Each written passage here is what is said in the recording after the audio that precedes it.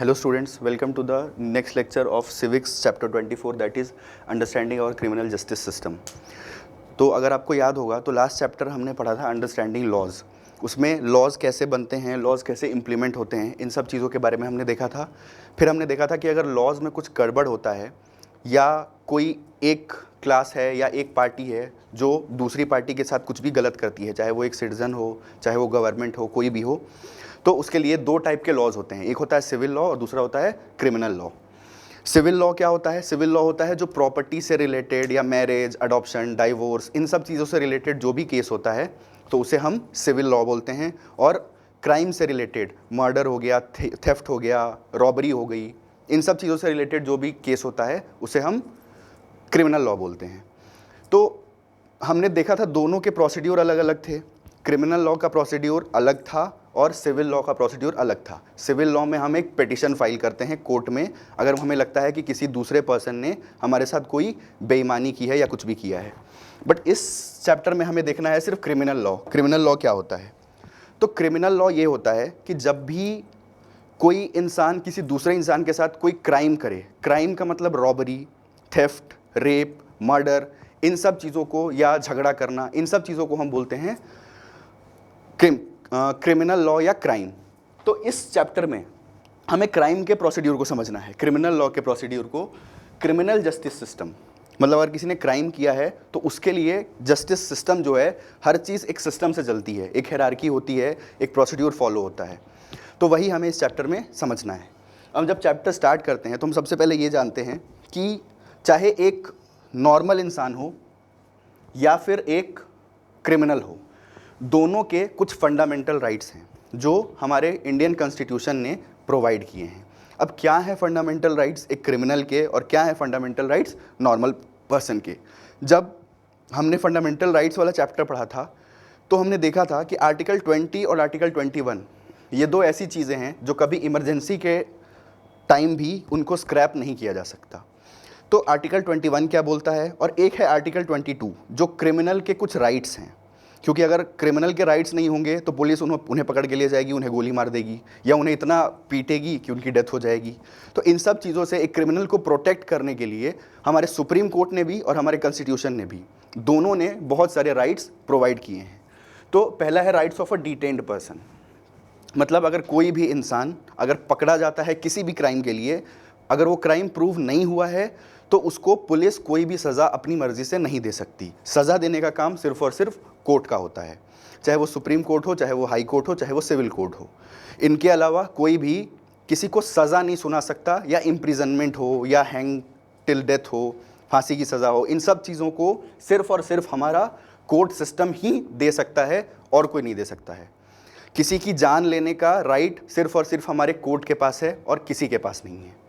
तो हमने देखा rights of a detained person, मतलब हर पर्सन, डिटेन्ड का मतलब होता है जिसे पुलिस ने अपनी कस्टडी में लिया हो या पुलिस ने अरेस्ट किया हो, चाहे वो शक के बिहाफ पे अरेस्ट किया हो, चाहे उसे पता हो पुलिस ने कि इस पर्टिकुलर पर्सन ने क्राइम किया है उस वजह से अरेस्ट किया हो, बट उसके कुछ राइट्स हैं।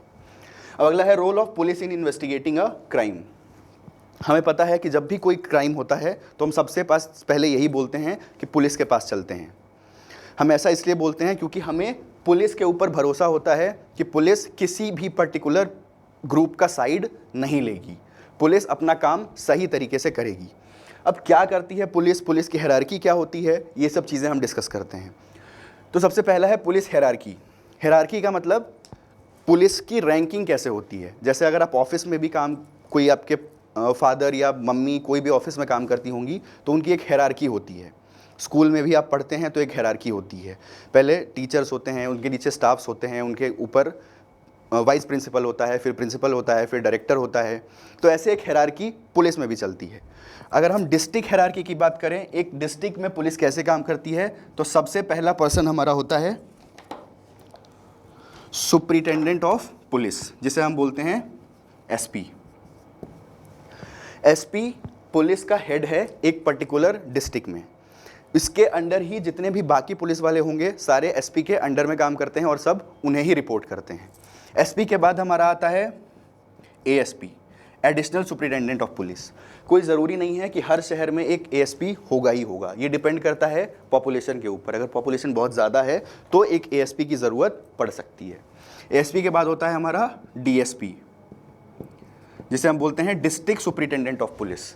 ये क्या काम करता है? ये भी एक पर्टिकुलर जो एरिया है जहां पुलिस स्टेशन होगा तो उस पर्टिकुलर एरिया का ये हेड होगा, जिसे हम बोलते हैं तहसील। तो एक तहसील के हेड को हम डीएसपी बोलते हैं, एक डिस्ट्रिक्ट की पुलिस के हेड को हम एसपी बोलते हैं। अब डीएसपी के बाद हमारा आता है इंस्पेक्टर। इंस्पेक्टर एक पुलिस स्टेशन का हेड होता है। अगर कोई बड़ा सा पुलिस स्टेशन है तो उसका एक हेड होगा जिसे हम बोलेंगे इंस्पेक्टर। इंस्पेक्टर के बाद हमारा होता है सब इंस्पेक्टर।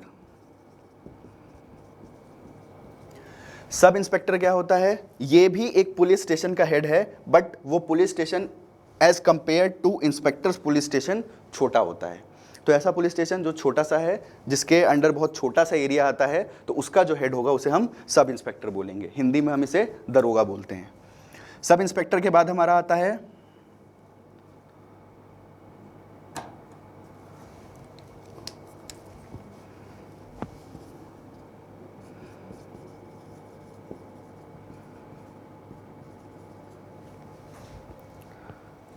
ये, मैं आपको अभी एक सेकंड बाद बताता हूँ। सबसे लास्ट में हमारा आता है चौकीदार।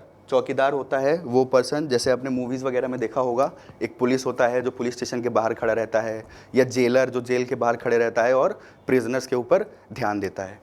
तो ये एक पुलिस हायरार्की है। बीच का एक मुझे नाम याद नहीं आ रहा है, अभी मैं आपको दोबारा इस चीज़ को डिस्क्राइब कर दूँगा। अब है हमारा पब्लिक पुलिस ओपिनियन और चार्जशीट। ये दोनों चीज़ें क्या होती हैं? तो पुलिस ओपिनियन मतलब पुलिस एक ओपिनियन बनाती है, उसके बाद फिर चीज़ें इन्वेस्टिगेट करती है। जैसे अगर मेरे साथ कोई क्राइम हुआ है और मैं पुलिस को जाके बताऊं कि इस पर्टिकुलर इंसान ने मेरे साथ ये क्राइम किया है, तो पुलिस मेरे सिर्फ बोलने की वजह से सब कुछ अपनी मर्जी से नहीं करेगी। पुलिस उस चीज़ को इन्वेस्टिगेट करेगी। पुलिस पहले ओपिनियन क्रिएट करेगी कि आखिर क्या रीज़न हो सकता है कि उस पर्टिकुलर इंसान ने मेरे अगेंस्ट या मेरे साथ कोई क्राइम किया। ऐसे ही कोई किसी का मर्डर तो नहीं करता, या ऐसे ही कोई किसी के साथ गलत काम नहीं करता जब तक उसके पीछे कोई मोटिव ना हो। तो पुलिस ओपिनियन ड्राफ्ट करती है, फिर मोटिव ढूंढती है और फिर अपना सारा प्रोसीड्यूर स्टार्ट करती है इन्वेस्टिगेशन का। अब एक वर्ड आता है जिसे हम बोलते हैं चार्जशीट।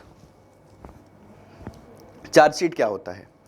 तो चार्जशीट हमारा होता है, पुलिस एक सबसे पहले क्या करेगी, अगर किसी, मैं आपको पूरा एक प्रोसीड्यूर बताता हूँ एक केस लेके।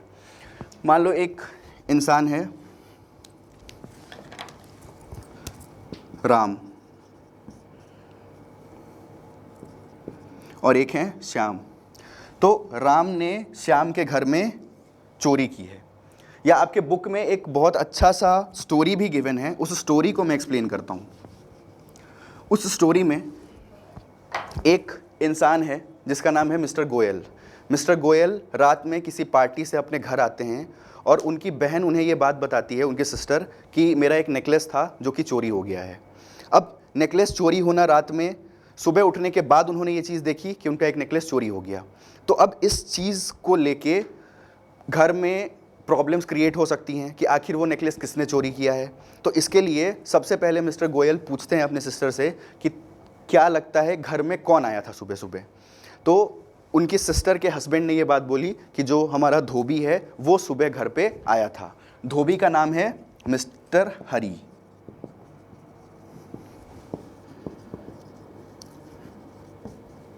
अब मिस्टर गोयल ने एक ओपिनियन बना ली कि सुबह सुबह हमारे घर में कोई नहीं आया था, सिर्फ मिस्टर हरी आया था जो कि एक धोबी है। तो उन्हें ऐसा लगने लगा कि इस धोबी ने ही चोरी की होगी। अब धोबी क्या करेगा, मिस्टर गोयल क्या करेंगे? सबसे पहले मिस्टर गोयल हरी के घर जाते हैं। हरी के घर जाने के बाद उन्हें पता चलता है, उन्हें दिखाई देता है कि हरी बहुत सारे पैसे गिन रहा है, वो बहुत सारे पैसों को काउंट कर रहा होता है। तो मिस्टर गोयल को ऐसा लगता है कि एक धोबी के पास इतने सारे पैसे आने का मतलब है कि उसने वो हार चोरी करके और उसे मार्केट में सेल कर दिया है। वो हरी से पूछते हैं कि तुमने नेकलेस चोरी किया। हरी बार बार इस चीज़ को रिफ्यूज़ करता है कि मैंने कोई चोरी नहीं की, मैं जो पैसों को काउंट कर रहा हूँ वो मेरे सेविंग्स हैं। अब इसके बाद मिस्टर गोयल पुलिस के पास जाते हैं और पुलिस को अपनी प्रॉब्लम बताते हैं कि मेरे साथ ये चीज़ें हुई हैं। अब पुलिस क्या करेगी, पुलिस इन्वेस्टिगेशन करेगी, बट उसके पहले पुलिस ने मिस्टर गोयल को बोला कि आपको एक एफआईआर फाइल करनी पड़ेगी। अब एक नया टर्म आ गया एफआईआर। एफआईआर को हम बोलते हैं फर्स्ट इंफॉर्मेशन रिपोर्ट। मतलब क्या प्रॉब्लम हुई है, इसकी पहली इंफॉर्मेशन, या क्या क्राइम हुआ है, इसका पहला इंफॉर्मेशन पुलिस को प्रोवाइड करना होता है, इसीलिए हम बोलते हैं इसे फर्स्ट इंफॉर्मेशन रिपोर्ट। तो पुलिस एफआईआर फाइल करती है, फिर मिस्टर गोयल के साथ वो हरी के घर जाती है। हरी के घर जाने के बाद ये पता चलता है कि हरी सही में पैसे गिन रहा है और पुलिस हरी को अरेस्ट कर लेती है। क्यों? क्योंकि पुलिस ने भी ये ओपिनियन क्रिएट कर लिया कि हरी ही कल्प्रिट है। फिर हरी को पुलिस स्टेशन में ले जाया जाता है और उससे इंटेरोगेशन होता है। इंटेरोगेशन का मतलब होता है पूछताछ करना। तो पुलिस उसे पुलिस स्टेशन में ले जाके और पूछताछ करती है। अब पूछताछ करने के बाद जो भी प्रूफ्स मिले हैं, उस प्रूफ्स के बिहाफ पे पुलिस चार्जशीट फाइल करती है कोर्ट में। चार्जशीट का मतलब होता है कि सारे क्राइम, चार्ज और शीट दो अलग अलग वर्ड्स हैं।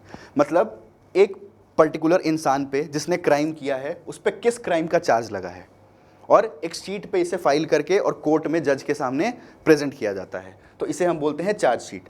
जब तक चार्जशीट फाइल नहीं होगी तब तक कोर्ट में केस ओपन नहीं होता।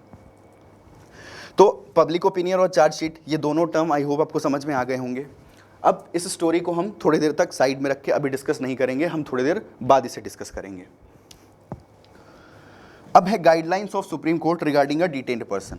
अगर कोई इंसान डिटेन हुआ है, मतलब पुलिस ने उसे अरेस्ट किया है, तो उसके कुछ राइट्स हैं और जो उसे मिले हुए हैं, और ये राइट्स या ये गाइडलाइंस सुप्रीम कोर्ट ने पुलिस को दिए हैं। मतलब पुलिस अगर इंटरोगेशन करती है, इन्वेस्टिगेशन करती है, किसी को अरेस्ट करती है, तो वो कुछ लॉज को ध्यान में रख के करेगी। अपनी मर्जी से पुलिस कोई भी काम नहीं कर सकती। ऐसा नहीं हो सकता कि पुलिस ने हरी को अरेस्ट किया और उसे पुलिस स्टेशन में ले जाके बहुत ज़्यादा मारने लगी। ये भी पुलिस का राइट नहीं है। पुलिस का काम है सिर्फ इन्वेस्टिगेट करना और प्रॉपर एक प्रोसीड्यूर को फॉलो करके फिर इन्वेस्टिगेट करना। तो पहला है any punishment can't be given by the police. सबसे पहली चीज़, पुलिस अगर किसी को ले जाती है कोर्ट में तो पुलिस स्टेशन में, तो वो कोई भी पनिशमेंट नहीं दे सकती। पुलिस के पास ये राइट नहीं है कि वो अपनी मर्जी से कोई भी पनिशमेंट दे दे। पुलिस का काम है सिर्फ इंटरोगेट करना और पूछताछ करना कि आखिर हुआ क्या है, इंसिडेंट डिस्क्राइब करो। उसके बाद आर्टिकल 22 है हमारा, जो हमारे कॉन्स्टिट्यूशन का एक आर्टिकल है जिसने बहुत सारे राइट्स प्रोवाइड किए हैं एक डिटेन्ड पर्सन को। क्या है ये? पहला है right to be informed at the time of arrest.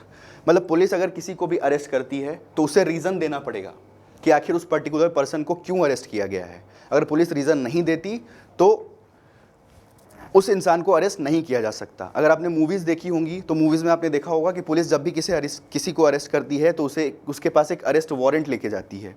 Warrant में लिखा होता है कि किस क्राइम के लिए पुलिस उसे अरेस्ट कर रही है। तो पहला कि पुलिस उस पर्सन को इन्फॉर्म करेगी कि उसे किस क्राइम के लिए अरेस्ट किया जा रहा है। दूसरा, right to be presented to a magistrate 24 hours within. इसका मतलब क्या है? अगर पुलिस किसी को भी अरेस्ट करती है तो पुलिस को 24 घंटे के अंदर उसे एक लोकल मजिस्ट्रेट के सामने प्रेजेंट करना होगा। मजिस्ट्रेट एक जुडिशियल ऑफिसर होता है जो पुलिस को ऑर्डर देता है कि पुलिस को अब नेक्स्ट स्टेप में क्या करना है। चार्जशीट फाइल करनी है, या उससे और इंटरोगेशन करना है, या उसे थोड़े दिन और जेल में रखना है। तो right to be presented to a magistrate, police उसे 24 घंटे के अंदर एक मजिस्ट्रेट के सामने प्रेजेंट करेगी। अगर पुलिस ने ऐसा नहीं किया तो पुलिस के ऊपर कोर्ट रिवर्स केस कर देगा कि एक डिटेन्ड पर्सन को आपने मजिस्ट्रेट के सामने 24 घंटे के अंदर क्यों नहीं प्रेजेंट किया है। तीसरा, not to be ill treated और टॉर्चर ड्यूरिंग इन्वेस्टिगेशन। जब तक इन्वेस्टिगेशन चल रही है तब तक पुलिस किसी के साथ गलत ट्रीटमेंट, टॉर्चर या शूट करना, ये सब चीज़ें नहीं कर सकती। हमने मूवीज़ में देखा है, हमने टीवी में देखा है कि पुलिस किसी को पकड़ के ले जाती है और जेल में बहुत मारती है। तो वो चीज़ें सिर्फ और सिर्फ मूवीज़ में ही होती हैं, उनका रियल इंसिडेंट से कोई लेना देना नहीं है। इतना किसी को पीटना या मारना, ये हमारे कॉन्स्टिट्यूशन ने राइट ही नहीं प्रोवाइड किया है पुलिस को। तो पुलिस ऐसा नहीं कर सकती। अगर पुलिस ऐसा करती है तो पुलिस के ऊपर इंक्वायरी हो जाएगी। अगला, confessions made in police custody is not permissible in court. अगर एक डिटेन्ड पर्सन ने पुलिस के सामने ये एडमिट कर लिया कि मैंने क्राइम किया है, अब इस चीज़ को पुलिस कोर्ट में अगर प्रेजेंट करेगी तो कोर्ट उसकी बात को रिजेक्ट कर देगा। मतलब ये कोई प्रूफ नहीं है या कोई एविडेंस नहीं है, कोर्ट हमारा एविडेंस के ऊपर चलता है। जो जो प्रूफ्स आएंगे जज को उसी चीज़ के बिहाफ पे डिसीजन देना होता है। अगर कोई इंसान ने क्राइम नहीं किया है बट जितने भी प्रूफ्स हैं वो ये शो कर रहे हैं कि ये पर्टिकुलर इंसान ही क्रिमिनल है तो उसे सज़ा मिल जाएगी। तो मतलब कोर्ट एक प्रूफ के ऊपर एक चलता है और एक प्रोसीड्यूर फॉलो करता है। तो अगर उस इंसान ने पुलिस के सामने ये कन्फेस कर भी लिया कि हाँ मैंने ही क्राइम किया है, फिर भी कोर्ट उसे सज़ा नहीं देगा। क्यों? क्योंकि पुलिस कस्टडी में कोई भी कन्फेशंस, मतलब कोई भी चीज़ एक्सेप्ट की हुई कोर्ट में परमिसिबल नहीं होती। हो सकता है कि पुलिस ने उसे इतना टॉर्चर किया हो कि उसने डर के मारे बोल दिया हो कि हाँ मैंने ये क्राइम किया है, या हो सकता है कि पुलिस ने उसे उतना इरिटेट किया हो कि वो फ्रस्ट्रेशन में आके बोल दे कि हाँ मैंने ये क्राइम किया है। तो इसलिए पुलिस स्टेशन में कोई भी कही हुई बात कोर्ट में परमिसिबल या एक्सेप्टेबल नहीं होती। ये भी एक आर्टिकल 22 का सब आर्टिकल है। अगला, a boy under 15 years and a women can't be called to the police station only for inquiry purpose. Police किसी को भी अगर अरेस्ट करती है तो उसमें एक विमेन और एक 15 साल का बच्चा नहीं हो सकता इंक्लूड।